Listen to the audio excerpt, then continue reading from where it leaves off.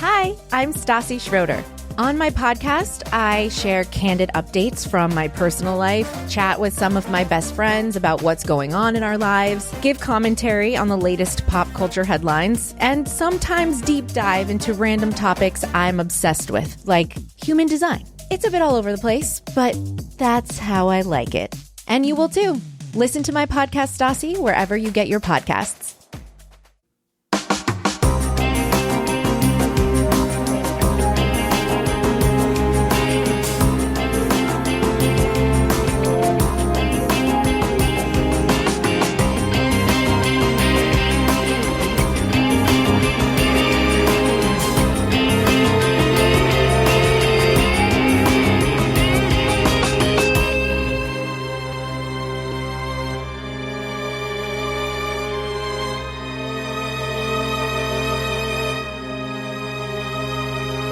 Hello, everyone, and welcome to episode 391 of the True Crime All the Time Unsolved podcast. I'm Mike Ferguson, and with me, as always, is my partner in true crime, Mike Gibson. Gibby, how are you? Hey, I'm doing good, man. How about you? I'm doing pretty well, other than the fact that we've had a really cold temperature plunge in our first snow. We did. It's weird that you got your parka out and your snow boots out and It's cold. your fake fur hat and all this other stuff, though. It's a little extreme. It is.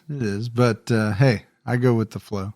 Let's go ahead and give our Patreon shout outs. We had Chloe Durham. Hey, Chloe Durham. It's like, I wonder if she's related to Bull.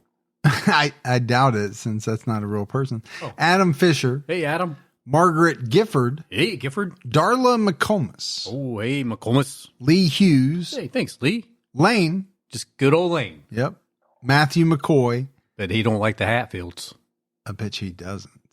The Queen Bee All. What's going on, Queen? Maria Rodriguez. Hey, Rodriguez. And last but not least, Kelsey Goodmanson. Goodmanson. Then we go back into the vault. This week we selected Donna Parr. Well, hi, Donna. Yeah, appreciate the new Patreon support, the continued support. We also had a great PayPal donation from Annalise Margot. Hey, thanks, Margot. Yeah, thank you to everyone. So, Gibbs, right now we have a brand new episode out on True Crime All the Time where we're talking about Timothy Bleefnick. His wife, Becky, was found murdered inside her home. And obviously the police quickly focused on Tim because they were estranged at the time.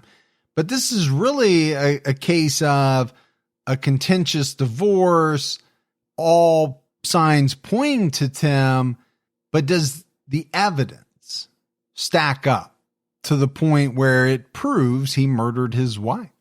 So the trial is kind of fascinating in this one. It is. And the evidence presented.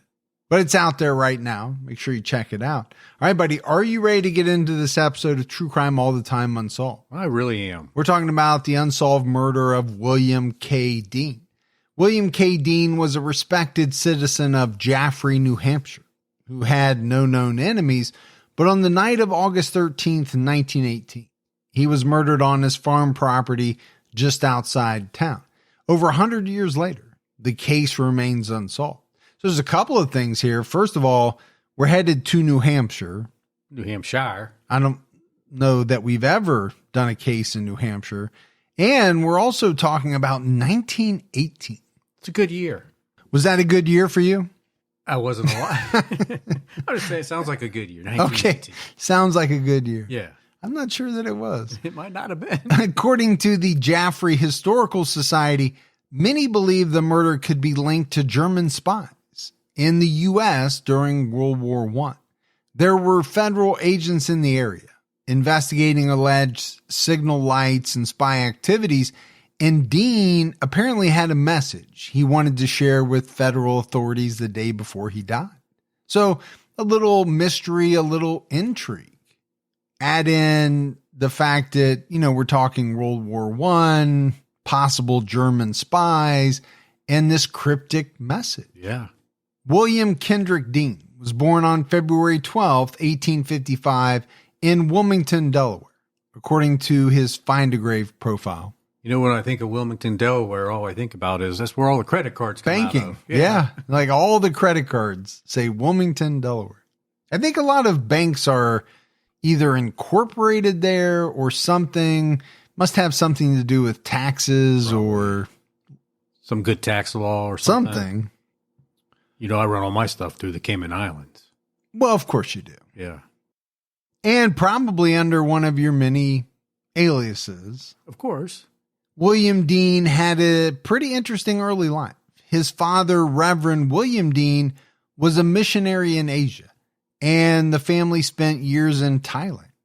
William Jr. played with the Prince of Thailand as a child, according to the news site KSC Equinox. Did you ever play with a prince?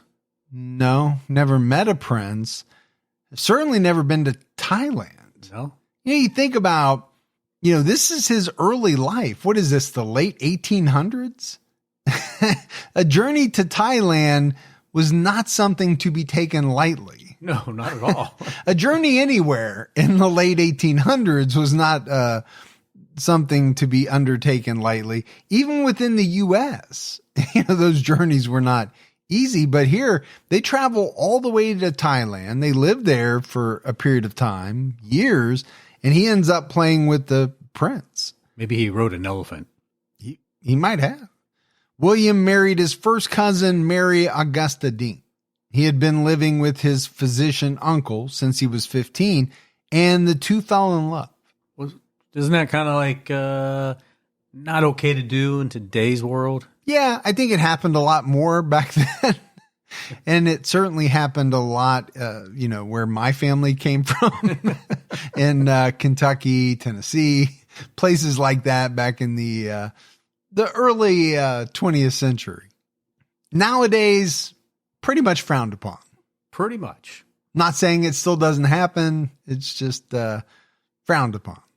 William graduated from the University of Rochester and attended Columbia University Medical School for 2 years. It's a good school. Yeah, pretty prestigious. Yeah. I know you know your way around there. You know a lot of the, I was going to say a lot of the professors, but probably most of them are now either retired or passed on. I knew of. You knew of. Yeah. But in all seriousness, it's a very, very good school. Mary refused to marry him because her father was a doctor, and she knew that he would be away from home often if he chose that career path. So William quit medical school, and they married in 1880. Man, he really loved her to give up the medical field. Well, and let's face it, when you are a doctor, I don't think you get to spend the most amount of time at home. Many doctors, right? Some are on call. You're spending hours and hours at the hospital. It's tough. They were married for 38 years and had no children, despite never completing his medical degree and never practicing as a physician. William used the title doctor throughout his life. As well as do I. I was going to say, a lot in common with William K. Dean you have. That sounds very Yoda-like, but that was the only way I knew how to finish the sentence. I don't know why you continue to use some of these titles you've never earned. You don't really have any claim to, but you like to use them. I like it when people call me Dr. Gibby. Yeah. Professor Gibby. I've heard you refer to yourself as Mr. Universe before, and that makes no sense. Well, you have to use it in the right context. There is no context where that would fit you. After the wedding, the couple moved to Boston, where William worked for a publishing firm. In 1889, the couple decided to go into early retirement.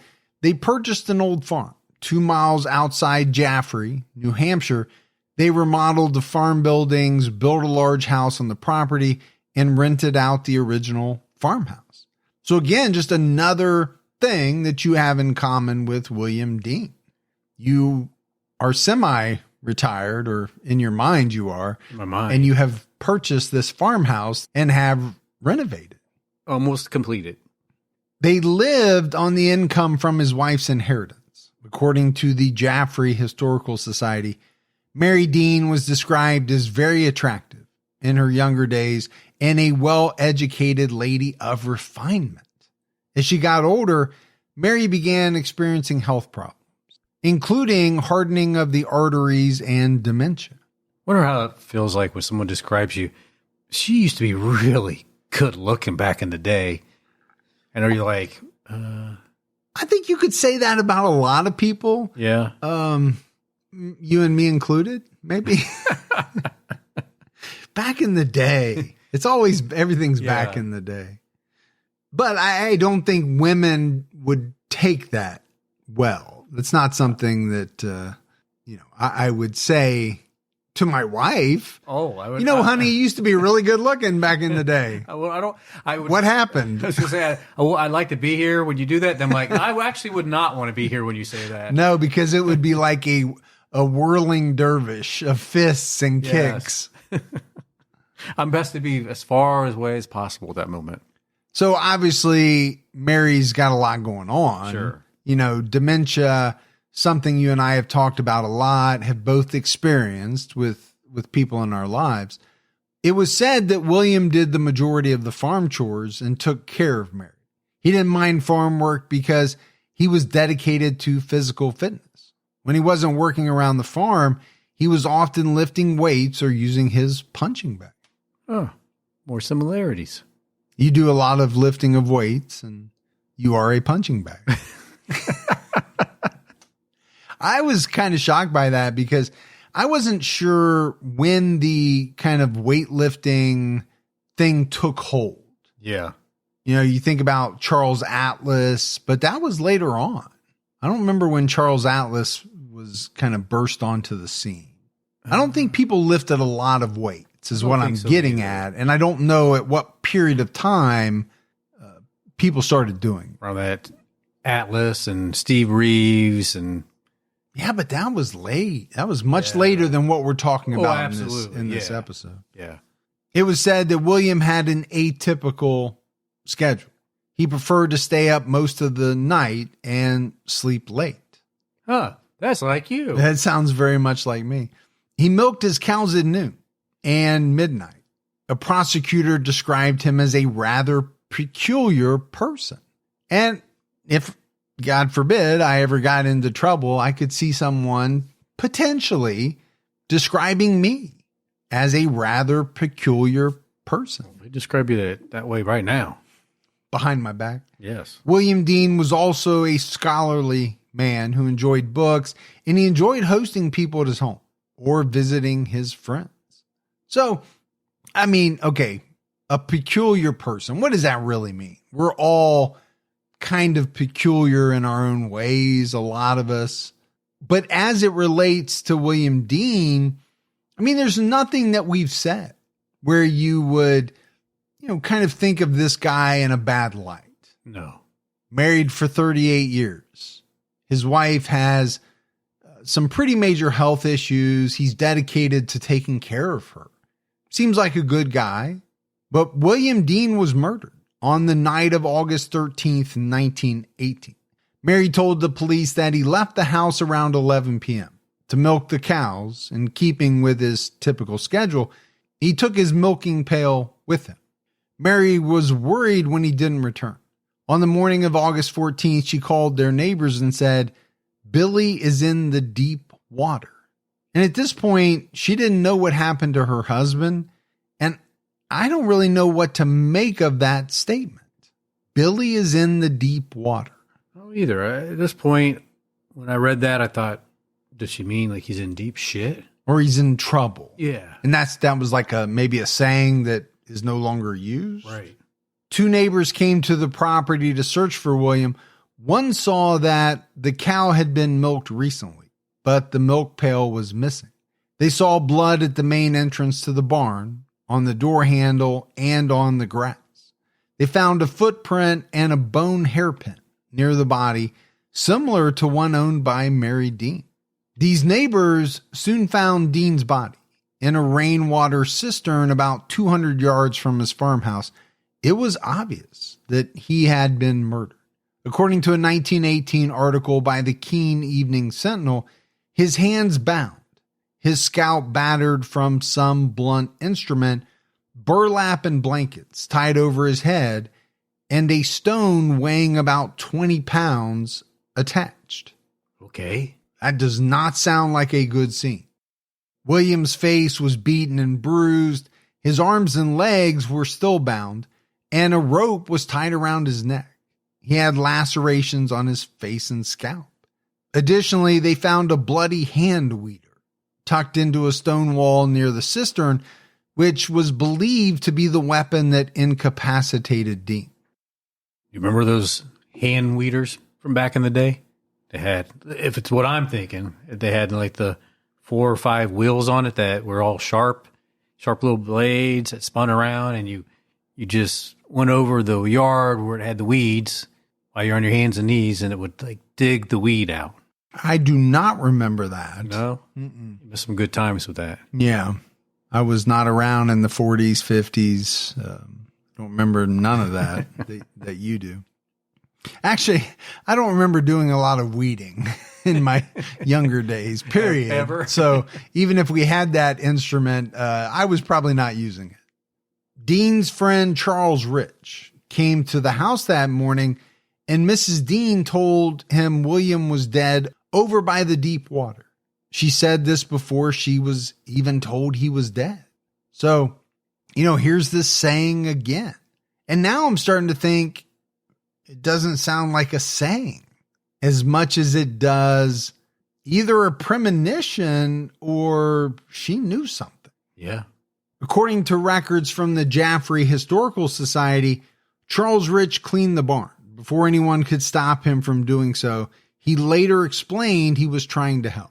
And we've heard that many times. Now we're going back to, 1918. I don't know how much the regular person knew about police protocol. Right. And how much the police even knew about the protocol. And obviously they're not collecting DNA or, anything like that. I'm thinking 1918, what were they trying to do, really?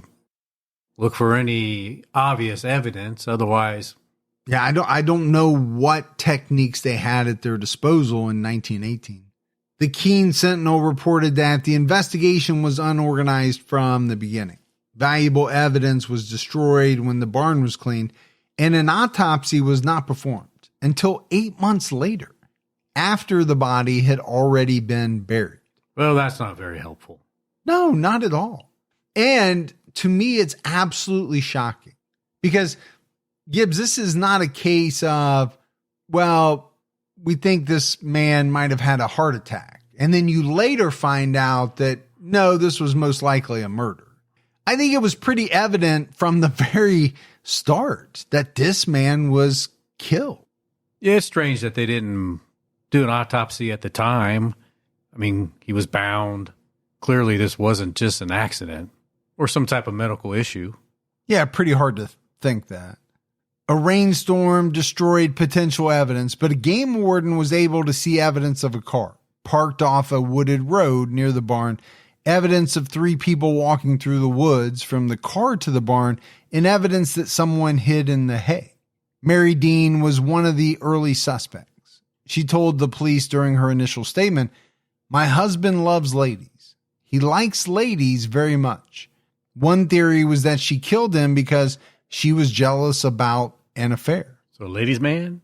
Well, I just think it's kind of a strange thing to say. I mean, your husband's been killed, and your statement is, "My husband loves ladies. He likes ladies very much."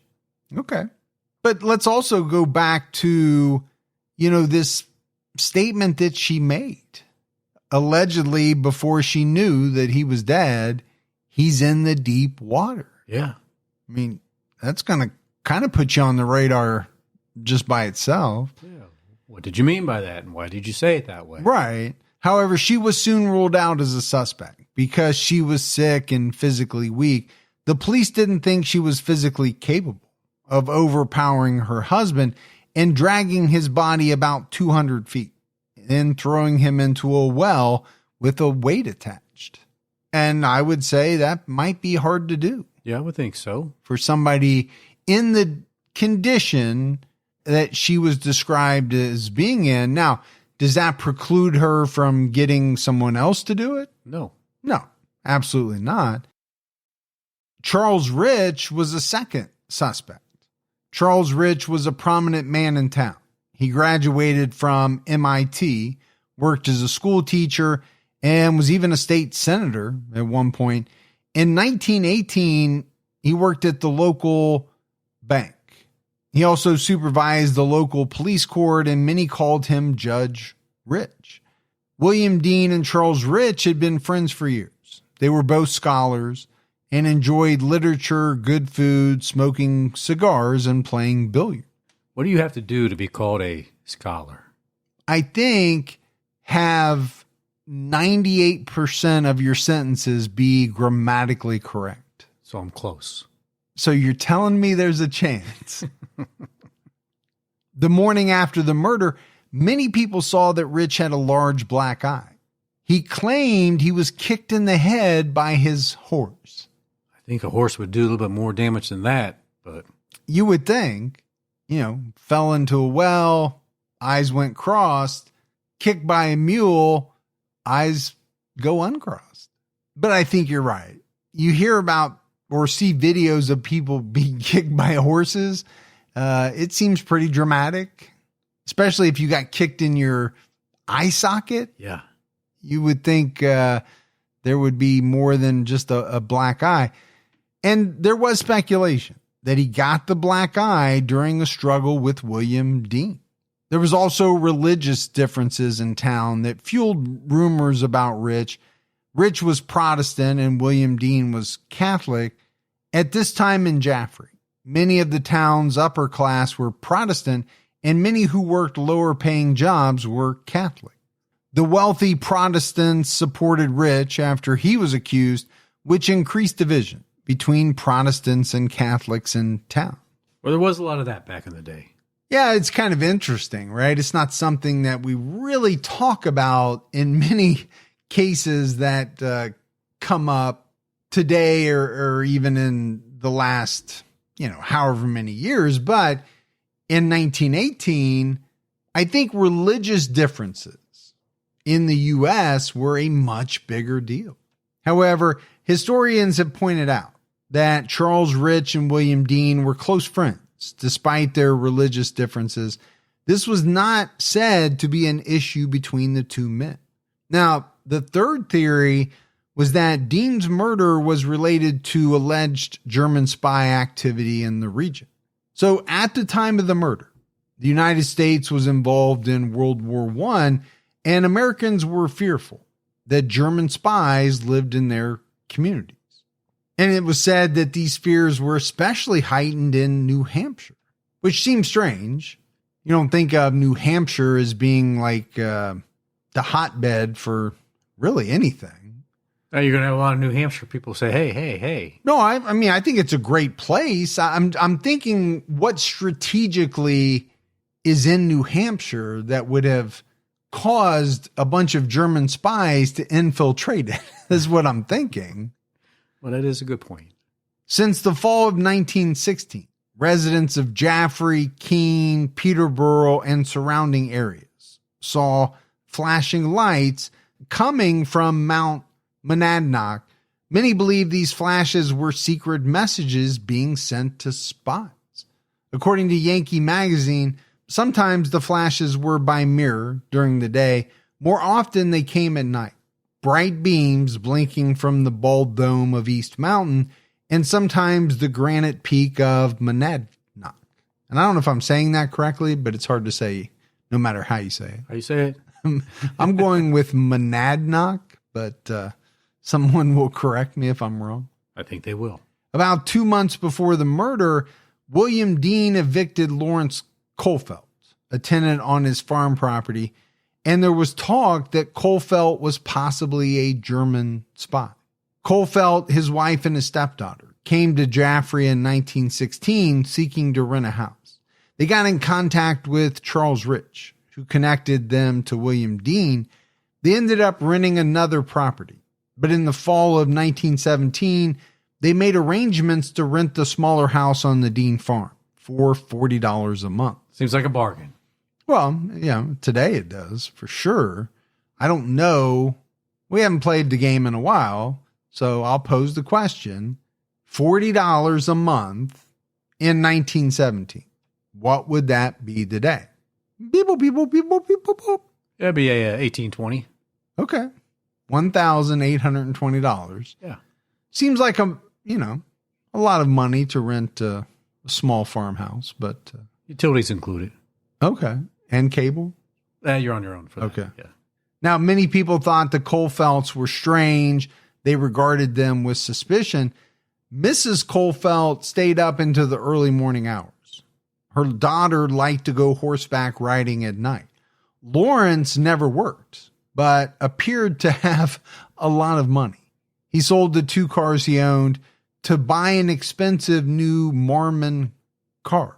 He was often seen driving around with 3 or 4 unknown men in his vehicle. A Marmon. I've never heard of a Marmon. Really? Have you? No, I have not. Oh, okay. Because you said really like I was an idiot. Well, I like to always, anytime I can make you look like an idiot, even just for a second before I look like one too. I appreciate that. Yeah. But it is strange, right? Have you ever known someone who never seemed to go to work, but yet seemingly had no problem with money?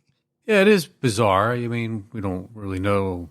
Maybe he inherited some money. Maybe he got money from some source. Illegal. Yeah, it's hard telling. Or maybe he was a German spy being supported by Absolutely. the Germans. I don't know. Because it is also strange, if you have money, why wouldn't you just buy something instead of renting a house? But who knows? But it's also strange that their daughter liked to ride the horse at night. And we know that Dean liked to go out and milk his cows late at night. A lot of activity at nighttime going on here.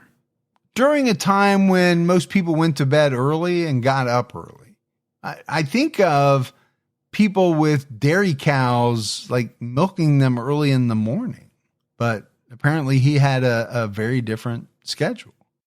People also noticed that Kohlfeldt rode his horse with rubber shoes, purchased large quantities of groceries, received a lot of telegrams from New York City, and picked up his mail at several post office locations. You know, I think if I was going to move to a new town, I kind of did move to a new village, but yeah, too late for me to think of that now. But if I ever moved again, maybe I'd go in kind of mysterious, you know? As if you're not already mysterious enough. I'm sure I'm driving some people crazy already, but yeah, you know, really drive them nuts. Like, make them wonder, like, I think mowing your grass with nothing but chaps on kind of fits the bill. It's refreshing, though. But this is strange stuff, right? Why does this guy living in New Hampshire start receiving all of these telegrams from New York City? It could be family, could be a lot of things, but also why pick up your mail at a bunch of different post office locations? Yeah, that's definitely strange. And you think about that period of time. Well, even today, you have a local post office. I have one that's down the street from me. Why would I drive 15 more minutes to go to another post office and then drive across town to go to another one? There would have to be something very strange going on for that to happen. Maybe he was running some type of illegal activities. He needed to have some mailboxes. Maybe that's where he was getting his money from. Yeah, maybe he knew Gatsby. Now, I don't know about the thing with the horse wearing rubber shoes. Is that so that it didn't leave marks? It's going to leave marks. A horse weighs a lot. So I'm thinking it's more of a riding on the privilege, like ooh, like you're fancy. Yeah, your horse got rubber shoes. I don't know that that's good for the horse, but I don't know if he's thinking of the horse at the time. The fact that Lawrence didn't work bothered many people. The popular sentiment at the time was that American men should be fighting in the war or working. Some believed Kohlfeldt was secretly German because he was very defensive about the origin of his name. They thought his name was really spelled Kohfeldt instead of Colfelt. Obviously, the first one sounding much more German. Because of his unusual lifestyle, there were rumors that he was a spy. The Kohlfeldts abruptly left Jaffrey in June 1918 after they were evicted by William Dean. Dean gave Kohlfeldt 24 hours neighbors to move out, he told a few people he didn't feel right having them on his property. Dean possibly wanted to get rid of them because of anti-German sentiments. Dean also had small disagreements with his tenant. For example, Dean's hens liked to roost on Kohlfeldt's vehicle, which upset Kohlfeldt because he refused to do anything about it. Dean also refused to sell his property to Kohlfeldt. So you said something about that, right? Why rent if you apparently have a bunch of money? Why not just buy something? Right. Well, it sounds like he wanted to buy Dean's property. And Dean said, well, I don't want to sell it to you. And I'm going to let my roosters roost where they want to roost. The Kohlfeldts moved to Temple, New Hampshire, and didn't return to Jaffrey. In early August 1918, Dean wrote to Kohlfeldt asking him to repay a debt incurred during the rental. The thought was, did William Dean find evidence that Kohlfeldt was a German spy and was killed because he knew too much? Maybe. Okay. That's your answer. Maybe. Okay. I got you. I mean, I think, it's part of any good Unsolved, right? What are the theories? And the more theories, and sometimes the more outlandish the theories, the better when it comes to stoking people's imaginations. According to a 1919 New York Times article, investigative journalist Bert Ford reported that former German ambassador Count Johann Heinrich von Bernstorff and other Germans held mysterious meetings in the region in the fall of 1916. Bernstorff hired a man named Charles Bean to help them procure maps and mark trails, but only after he reassured them he did not speak German. But he's a count. Which should count for something. Exactly. But I think I asked the question early on, right? Why would, this kind of seemingly rural part of New Hampshire be viewed as this hotbed for German spy activity? Well, we've got the strange lights on the mountain. That was part of it. And now we have a New York Times article talking about mysterious meetings being held in the region years earlier. According to Yankee magazine, a photographer reported that 2 Germans hired him to photograph rock formations near the mountain. This information, reports of the mysterious lights in the mountains, and the suspicion surrounding Lawrence Kohlfeldt added to the belief that William Dean was killed by German spies. We got a lot of nighttime activity still happening. People riding horses, people milking cows, lights going off on top of mountains. Which does seem strange to me in, 1917, 1918. Maybe it wasn't. I just have this thought that, early to bed, early to rise, right? Back then, there was a lot of work to be done. Sure. Once it got dark, okay, stuff was harder to do, so people went to bed and they got up early and started working. I mean, these people are on your time schedule right now. Yeah, which is a great time schedule, to be honest with you. Months passed with no answers. A grand jury hearing was held in April 1919 to investigate Dean's murder. Attorney General Oscar Young started by telling the jury about Dean's final hours. On the late afternoon of August 13th, 1918, William Dean drove his horse and cart to East Jaffrey. He made some purchases and then visited the home of Charles Rich. The jury heard that Dean and his wife visited him often, and he continued visiting alone after she became sick. Investigators weren't sure exactly what time Dean left the Rich household that night because Rich was unsure. And as we mentioned, his wife was suffering from dementia and could not always recall things accurately. According to Mrs. Dean, her husband got home around 9:30 p.m. He brought in his purchases from town, then left to put his horse up in the barn. He returned to the house to eat something. At 11 p.m., he told Mary he was going to milk the cow and would return around midnight. This was the last time she saw him alive. She waited for hours wondering why he didn't come back. When she went to look for him, she found his overturned lantern in the stable. She decided to call people in the village to ask about her husband, and word quickly spread that Mr. Dean had disappeared. She seems pretty positive about what happened that night, the different events and things like that, but are they really true? And is she remembering things correctly?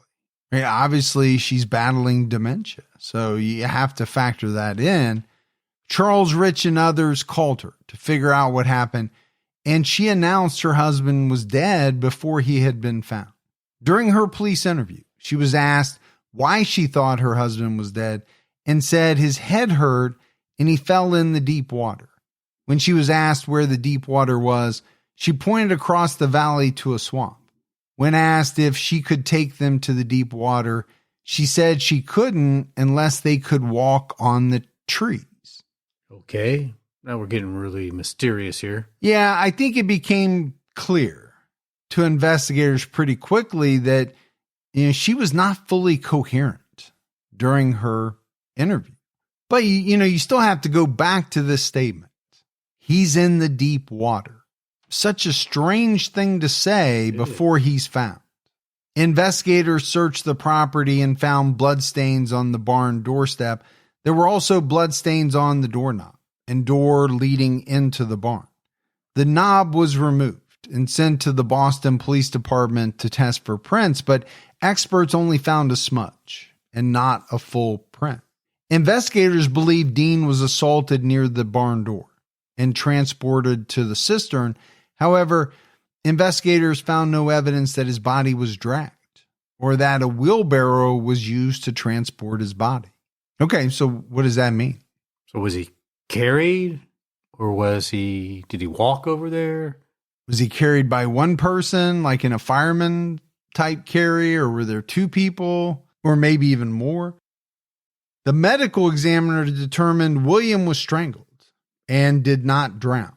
He had 2 cuts on the side of his head and a skull fracture. I am surprised that they didn't notice some of this when they buried him the first time. They had to have. There's no way that they didn't notice it. Now, why an autopsy wasn't done, that question, blows me away. I just have no answer for it.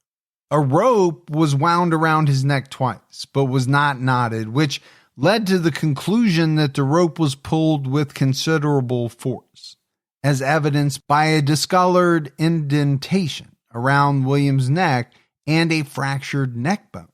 He also had a rope tied around his knees, and his hands were tied behind his back. So you just said, how'd they not see some of this? I mean, there was no way they didn't see some of this stuff. The rope around his neck, the rope around his knees, his hands were tied behind his back. All of that stuff was obviously very apparent. I would have thought that the discoloration around his neck would have been apparent as well. I mean, clearly somebody wanted him dead. Yeah, I see no way that this could have been some type of accident. A bloody horse blanket was wrapped around his head. A potato sack was also placed over his head and pulled down to his waistline. Inside the sack was a stone that weighed 27 pounds. Guess they really want to make sure his head goes down. And that, he wasn't getting out of that cistern. The prosecutor told the jury they would hear from Mrs. Fraser Morrison, who spoke to William Dean the day before the murder. He knew she was going on a trip to Boston and asked her to go to the Department of Justice office to report that he had information for federal authorities. He couldn't go himself because he had to take care of his wife. The prosecutor mentioned Lawrence Colfelt, who lived on the farm until June 5th, 1918. The prosecutor acknowledged rumors that Colfelt was a German sympathizer, possibly even a German spy. However, the jury heard that on August 10th, 1918, Colfelt traveled to Portsmouth and got a job with the Atlantic Shipbuilding Corporation. He booked a room at the Rockingham Hotel and was there on the night of August 13th.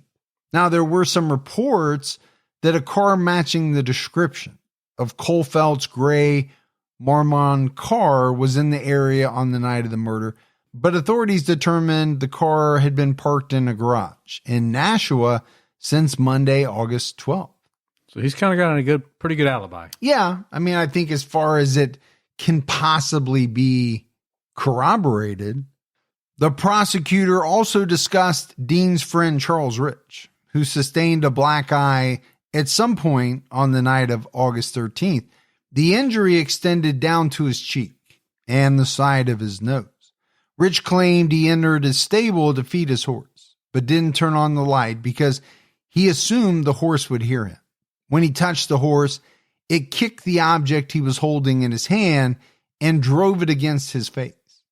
Okay, so he has an explanation. You know, we kind of talked about this, getting kicked by a horse in the face. But that's not what he is saying happened. Yeah, it's a little different. Yes, there was an object that was kicked, which then hit him in the face. And I think that would obviously be a different blow. Not great, but not the same as a full force kick from a horse to your orbital socket. Rich said that he had just been injured. When William Dean showed up at his house, he didn't talk to him much because he was in pain and he didn't focus on exactly when he left. Yeah, you know, when you don't feel like talking a lot is when a horse has just kicked some object into your face. You probably want to be left alone.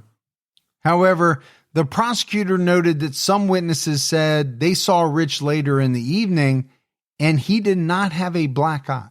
The testimony of Mrs. Fraser Morrison was a key moment of the grand jury hearing. She visited William Dean on August 12th to ask him to donate a turkey for an event supporting a local hospital, but Dean didn't have any turkeys at the time. At one point during the visit, Dean stopped and said, per the hearing transcript, "Mrs. Morrison, Miss Ware told me that you had seen lights up in this part of the country." He asked if she had seen the lights recently, and Mrs. Morrison said she saw them just after midnight the previous night.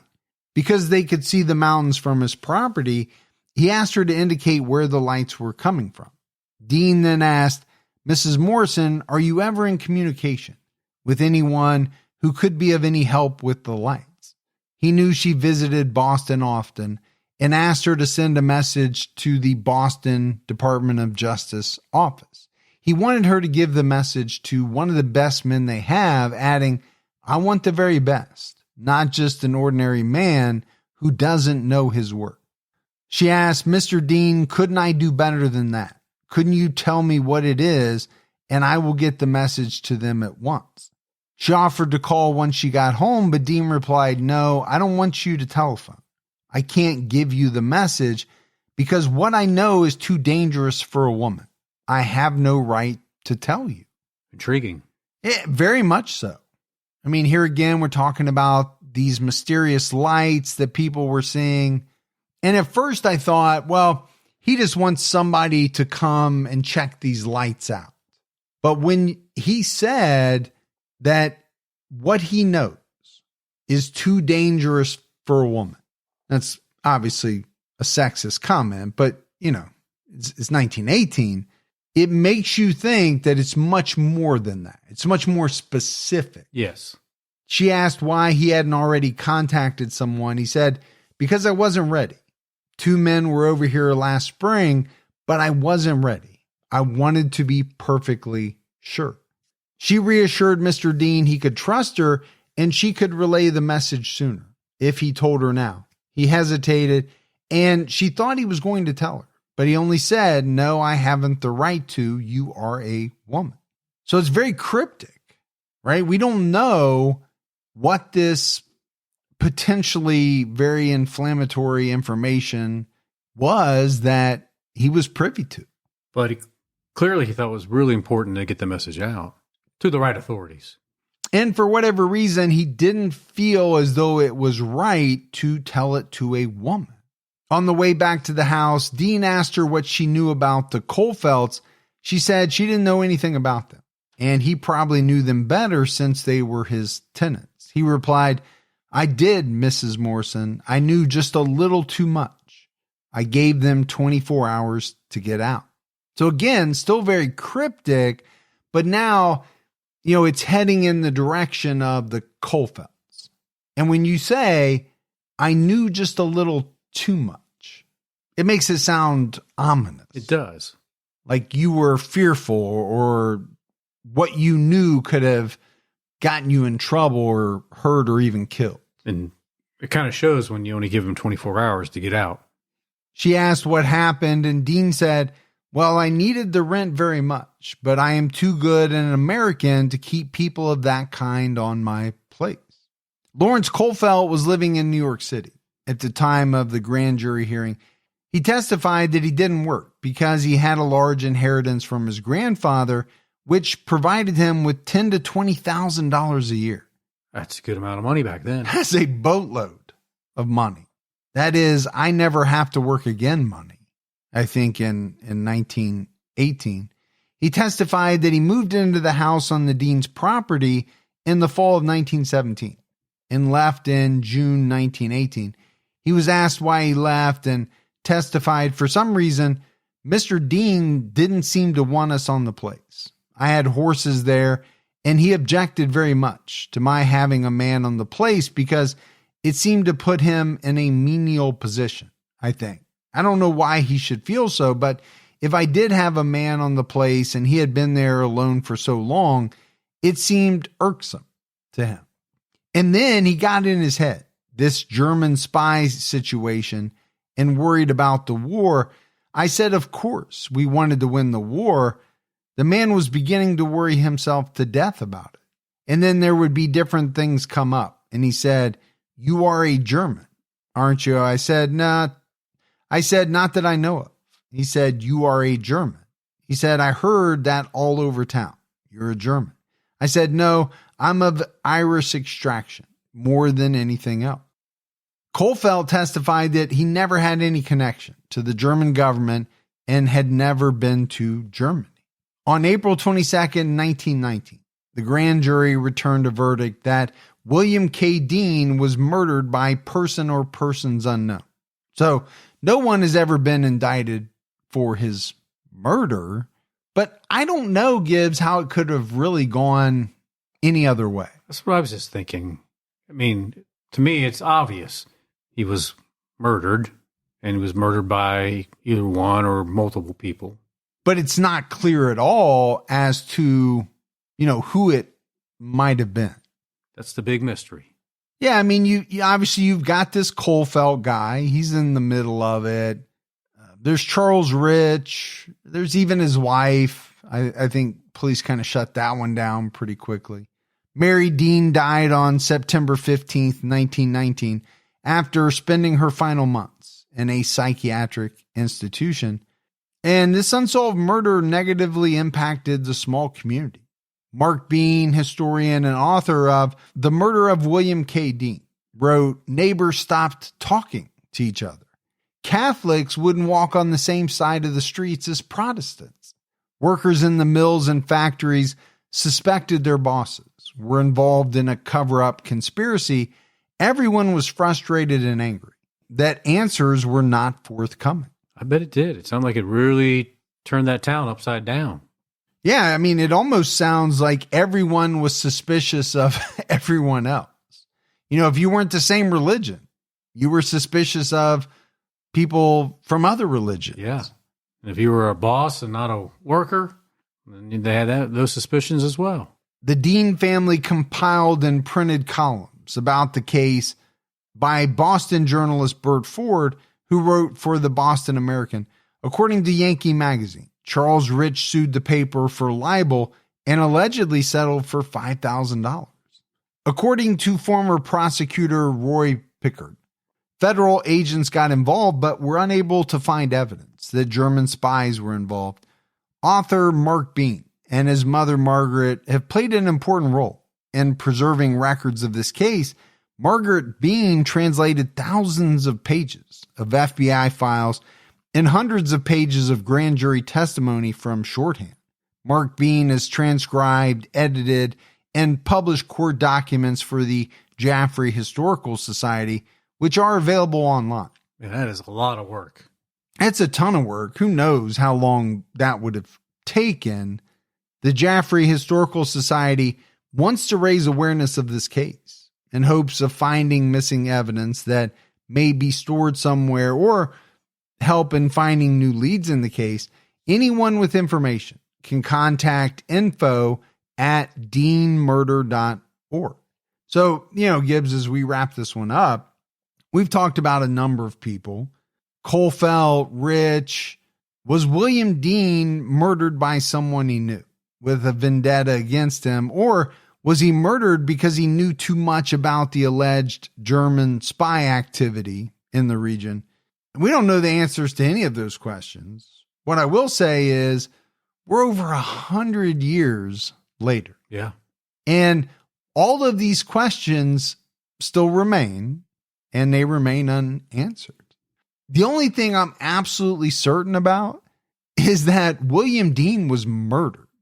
That part, that cannot be in doubt. There's no way about it. You're not found, bound, wrapped in a burlap sack with a 27-pound rock in it and thrown to the bottom of a well. Or you don't throw yourself in that condition. Somebody did that to him. And why would someone do that? Did he know something he shouldn't have known? Or was he doing something he shouldn't have been doing? Or did he just tick somebody off? Or just, got on the wrong side of somebody. I keep thinking about him going out to the barn so late at night. I think about the one family that rented the place. Their daughter would ride her horse late at night. But also the mom would stay up late into the early mornings. Was there something there going on?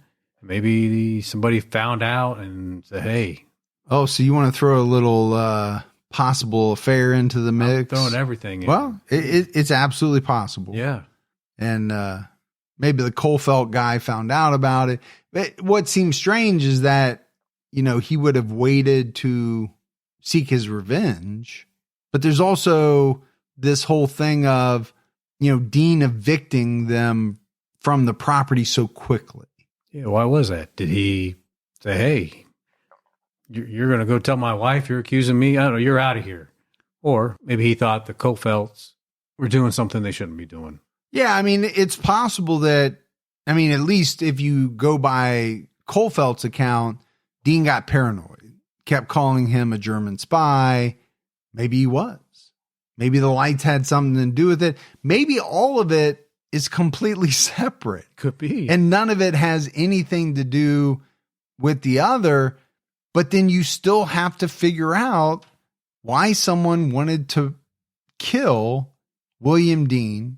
There's Charles Rich. But if they were such good friends, what was his motive? Right. I kind of always go to motive.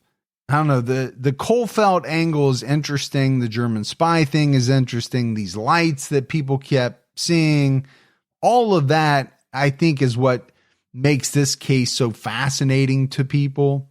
The mystery behind it. Yeah, because there's a lot of mystery as to what was going on. Were there really these big meetings of German spies in the years before he was murdered? Right. Did he find out something about that? I don't know. And also think about how Mary said he liked the women. He liked the ladies. He was a ladies' man.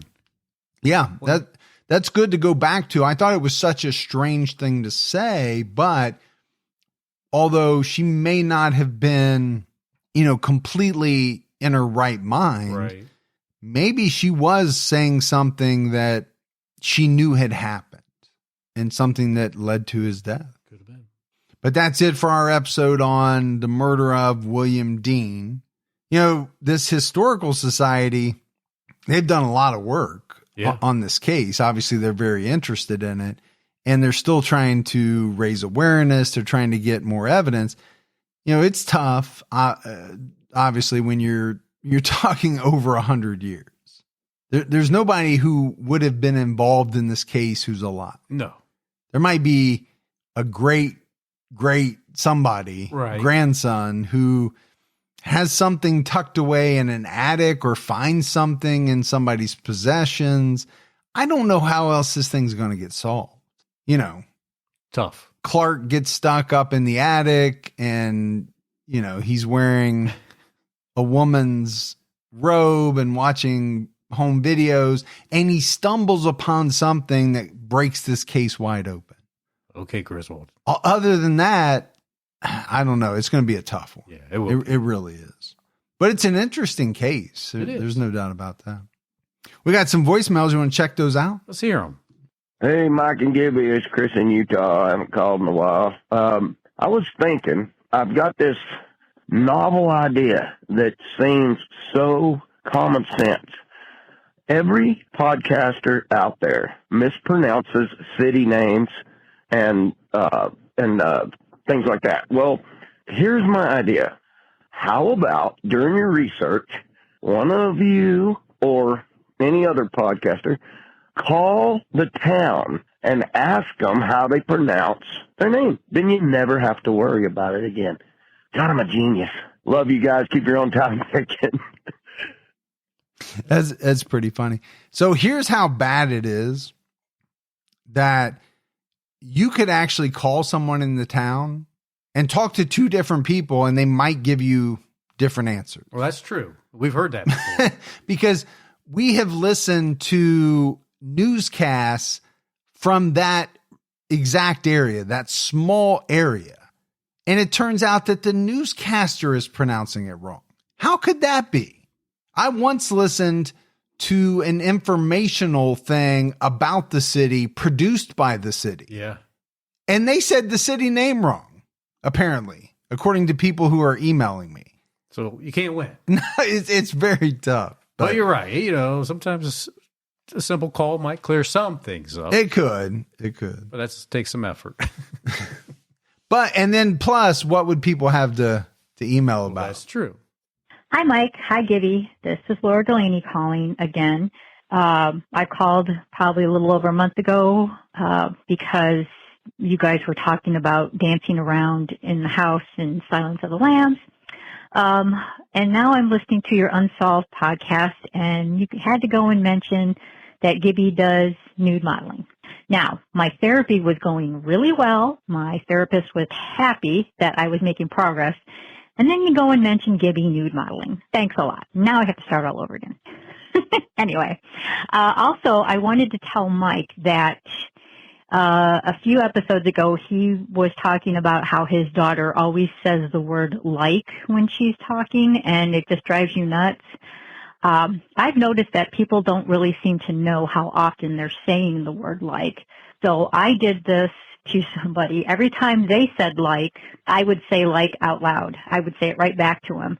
And that she actually caught herself trying not to say it. So I don't think that if your daughter, and I don't want to make your daughter mad, but if you know somebody who's doing that or anybody who's listening, if they're constantly saying the word like, every time they say it back to them, because they will get truly annoyed and frustrated with you. And, well, I guess that's it. So you guys have a good Thanksgiving. And my therapist says hi. Love you guys. Bye. We just paid for her therapist lake house. We did. No, if you think that's tough, imagine sitting across from him as you talk about it, and then you can't help but picturing it, and then the whole night is shot. It was a good run when I did the new modeling. Sure. Did I cast some shadows, big shadows? Yes. But it was what it was. Yeah, you were not as thin as you are now. Oh, that's true too. So that might have had something to do with it. No. Oh, we appreciate the voicemails very much. But I do think this younger generation, they do say like a lot. My daughters included. They just don't realize it. No, they don't. How much they're saying it. It's almost like likable. I don't know, just a filler. Yeah. Like yeah, like we say a lot, or people say a lot, or or things like that. Or they say right, or or yes, yes, right, yes, right. In response to things that other people have said. All right, buddy, that is it for another episode of True Crime All the Time Unsolved. So for Mike and Gibby, stay safe and keep your own time ticking.